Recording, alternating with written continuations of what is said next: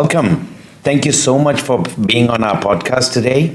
My name is Raju. I'm from EHP, which is Enhancing Human Potential. We are a training organization, and I'm here today with my partner, who is the Director of Services based out of Dubai, looking after UAE, looking after Africa and the Caribbean islands. So let me very quickly pass it over to Liesa and let you say a few words before we invite our valuable guest. Hi, Raj. Hi. I'm happy to be here. I'm happy. Thank you, Dr.Sheen, for being with us. Gurrib, sorry. Yes, I'm over, I should say, the Middle East, Africa, and the Caribbean. We have expanded, and we're very happy to have this lovely guest with us. And we're going to talk today about what? We'll let you know. But then I started working in the corporate world where I was working 18 hours a day. So my creativity was really being juiced out. So I thought, okay, can't really do that for very long. Eventually, I left that behind to try the startup world. So I joined an AI tech startup in TIFC as the COO. And during that time, I restarted the podcast. And this is how it was born in Dubai. And after 2 years, we're now the biggest podcast for women in the region, which is incredible because I didn't expect it, but you know how this region is so supportive of women. Everyone wants to hear everyone's stories. So it was incredible. And then this year in January, it became a point where now it is enough for it to be my main thing. So I quit my full-time employment. And I remember speaking to you, Liesa, at the time. It was so very daunting to do that, but left the job. Now I have 3 main hats that I wear. The first one is the podcast. The second one, I teach part-time at university. I teach the future of tech. Oh, wonderful. Yeah. And then the third thing I do is I started a company last year with a friend of mine called the Professional Network, where we're bringing women together to network and upskill. I know it well. Liesa was one of our speakers at one of our events. I know it well. And if I can just add, this is another thing we say when you do your purpose. It's your purpose and it's your passion, so you enjoy it and you can make money at it. And this is the most important thing. And you're helping women and many people. So I'm waiting to be on your podcast, by the way. Which you will be on the next season. Backed up seasons, backed up episodes. So she told me, okay, season 50 I'll be on, I think. Probably 49. Well, I can't think of a better thing to do. I mean, it's following your passion and making money from it. Right. I mean, you can't be thinking of anything better than that. So it's amazing. So in terms of all these changes that you've gone through, what do you think would have been some of the biggest challenges that you faced? Honestly, for me, the biggest challenge has been the change in mindset.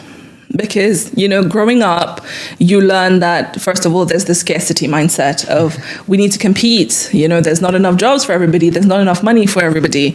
And then suddenly you find yourself in a race that you never wanted to win anyway. Yeah. So we spoke about this before. Yeah. Which we did. And then suddenly you're asking yourself, why am I competing for this? I don't even care about this medal that's at the end of this race. So that change in mindset was very important. And also recognizing that there's so much abundance in everything and anything. Whatever is meant for you is there for you to take.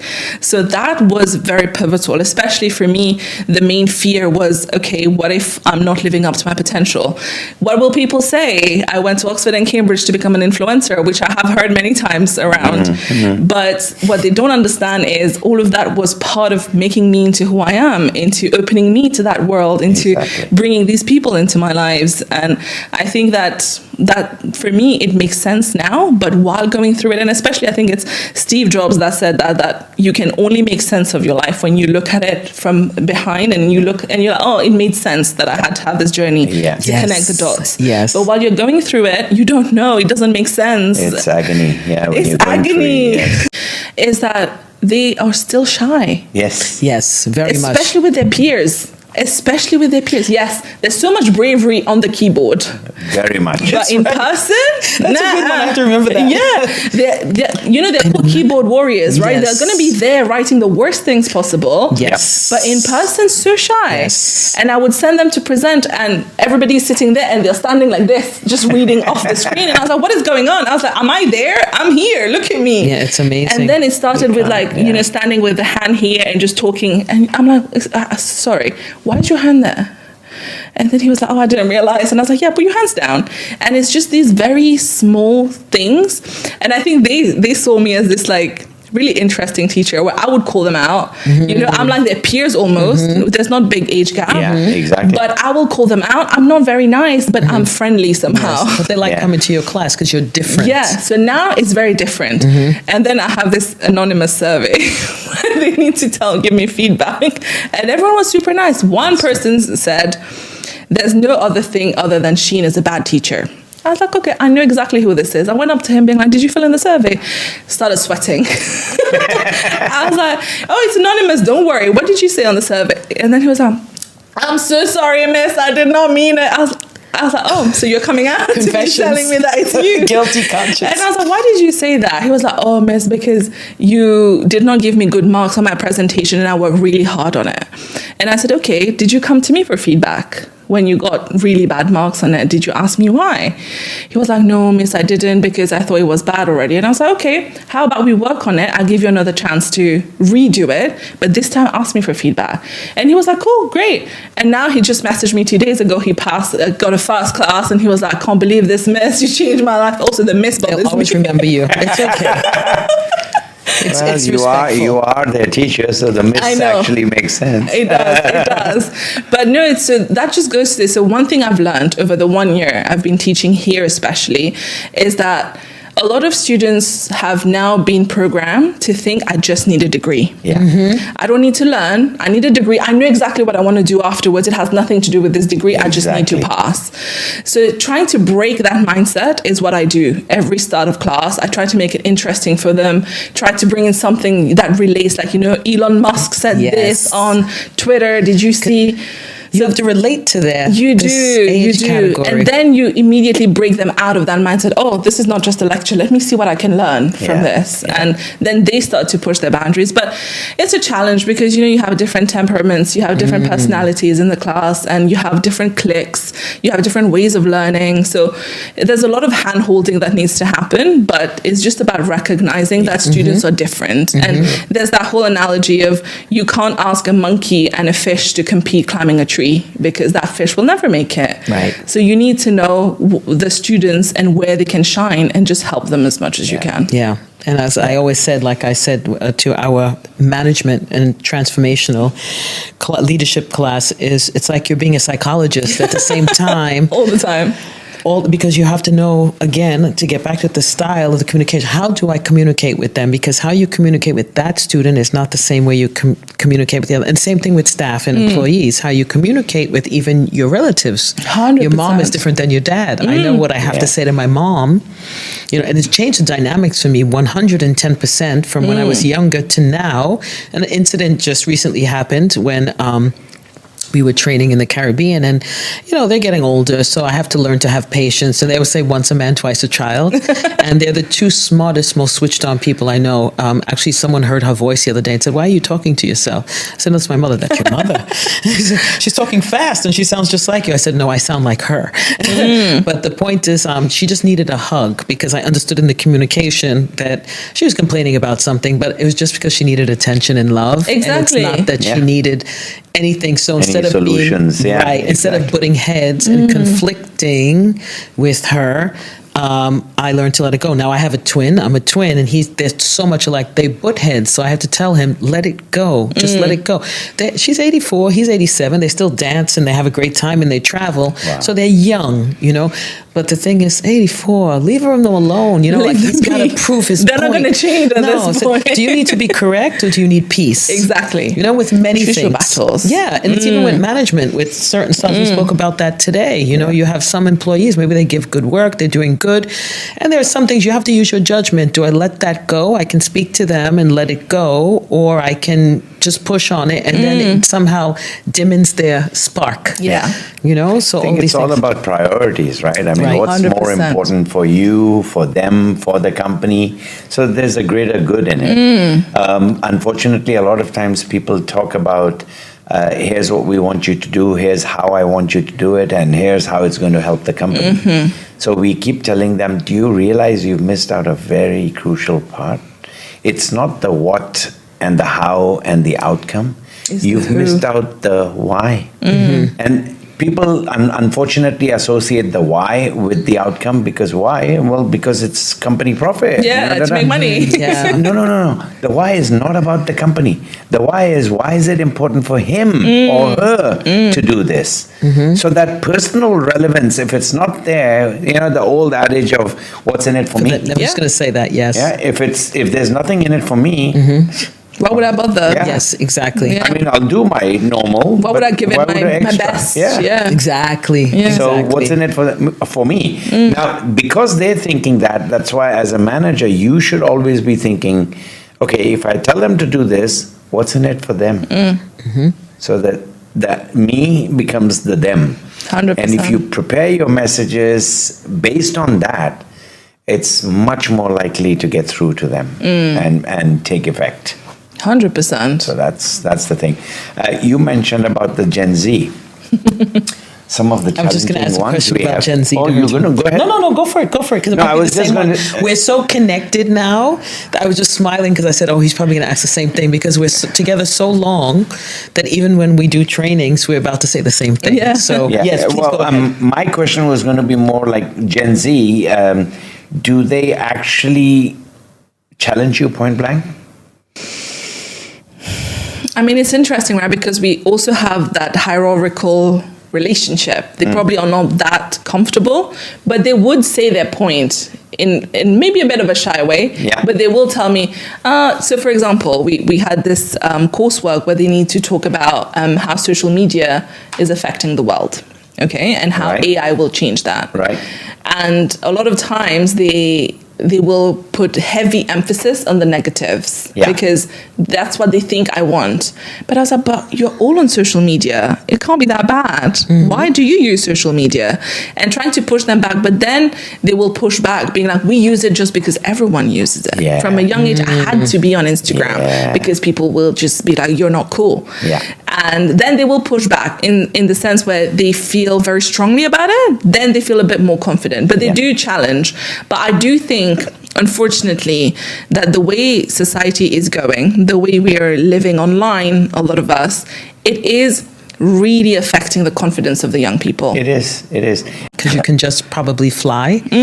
And one thing that came out at your event, you and Laura's event the other day, was that all the women said, which was amazing, everyone said the same thing. They were all crushed, you know, and that helped build the resistance and the backbone for them to get to the next level. And my phrase is always, the universe doesn't crush grapes if they don't get good wine, or crush olives and get good olive oil. So Yeah. I said, when you're crushed, actually be happy because it's bringing you to the next level of where you need to Very be. true. Yeah. And you crush charcoal to get diamond. I was just going to say that. Thank you. Excellent. I always say that carbon becomes a diamond. Exactly. Diamonds are not born from just living their best lives. Right. They're under They come from pressure. Yes. Yes. In fact, the portion on change that you mentioned, one of the pieces of advice that I usually like to mention is that, you know what, change is going to happen. That's the only one guarantee in life we have. Change is always going to happen. So you either take initiative and make the change based on your terms, or get forced into change. So if you get forced into change, you're probably going to grumble and all the time. Yeah. And if you're making that change, you made the decision. You're going to be more passionate. You're going to be more energized with it. It makes that transition a little more easier. Now, don't get me wrong. I mean, you still have those fears and those 100%. obstacles. They'll always be there. But you made the change. That's the big difference. Yeah. I always say the universe gives you whispers. Yeah. And then if you don't listen to the whispers, you get clubbed on the head because you're not going with the flow of what came to you, because people are afraid. I know people that go in at 9:02 and they're leaving at 4:59, and they've been doing that for 20 years. Yeah. I'm like, I could never. I don't think ever in my life. But then it comes from your upbringing too. And I saw my parents. My mom was Exactly. always. She was not just working at the hospital. She was selling jewelry back then, and then they had these beautiful tablecloths from someone. She was selling that at the same time, and because we were building homes in the Caribbean, you can't just buy. You have to build. And I always knew her. I don't want to say the word hustling, but go getter, because because I don't like to use those type of words. And so I'm like that. My brothers are like that. You know, we do 10 things at one time, but we enjoy what we're doing and with a passion. Exactly. And there are a lot of people that are just sitting, and I actually feel bad for them. I'm like, get up and get moving. Let's go. Take action. Take your intention and go with it. Yeah. And as Raj says, you know, we play, I don't want to give away too much of our training, but we do a change exercise. People love it. We did it today with corporate people. Yeah. People love it, but the initial steps of that game is like, no. So much resistance, we right? can't do this. No, it's That's not the point possible. of why we do it. Yeah, that's the point. And then at the end, they go like, yeah. So, I mean, there's nothing that, well, yeah, I know this is a bit cliche. Nothing is really impossible if you put your mind and heart to it. I agree. But at least, I wouldn't say it's not impossible. But yes, it is difficult. I understand that. It just makes things easier if you are focused on it and you want to, do it. So it does help. And just today I posted a new video which is about the self-fulfilling prophecy. So you know what they say, it's like if a teacher believes in a student's ability of doing well, the teacher pushes that student more, Yes. which will lead to actually the student performing better. Yes. But if the teacher has already identified a student as someone who's not going to do well, they don't put in any effort, that student also starts to believe they can't do that well, Yes. therefore they won't do that well. Exactly. So it's the same in our everyday life. The more you So believe true. in something, you will put in more effort to actually make it So happen. true. So Exactly. I can say my story about Thomas Edison. I think you know this. I don't know if you know the story. So when he was a young boy, he had some problems, autistic or whatever. And as you know, Thomas Edison invented many things, not just the light bulb. So he came home with a note, and it's a true story actually. And he gave it to his mom, and she read it. And he's looking at her, and it said, "Dear Miss Edison, your son seems to have many issues and many difficulties. We just don't know what to do with him. We can't teach him. It's a lost case. He needs to stay home, and you need to take care of him." So he's waiting to hear what the letter says. Now, she turns and she reads it. What a clever mom. She says, what does it say? It says, "Your son Thomas is brilliant. He's way too smart for us. You need to keep him home and teach him."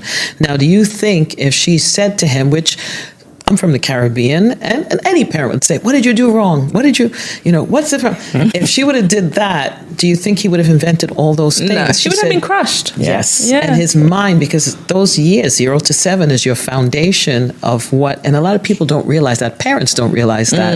What you say, affects the children so much. I will give you just one example. Here in the traffic, our traffic in Dubai is horrendous, especially when school starts again. And there was a guy who was going into a building in the marina. He literally, I was driving right in, came around me, cut me off, and went through the building. So it's like, you were only like a few feet. I was going in. Yeah. So he didn't believe he'd see me at the elevator. So, I handled it very well. So I said, hello. They got on the elevator, and I could see he was like, because he thought I'd scream, because that's the immediate reaction people would get. So I said hi to him, hi to his wife. I said, "Oh, aren't you so cute?" to the little child. And I said, "Sir, why did you do that?" And he starts screaming. And I look at the wife, and I look at him, and she's behind him. And I said, "Do you want to teach that rage to your child like that?" I said, "You don't want to do that, right? Because you just taught him to cut people off." And the wife was behind, and she did this to me. And I said, "Now you have a," and then I still bent down to the child. I said, "You have a good night," because I wasn't angry, but I wanted to show him this is the way it should be.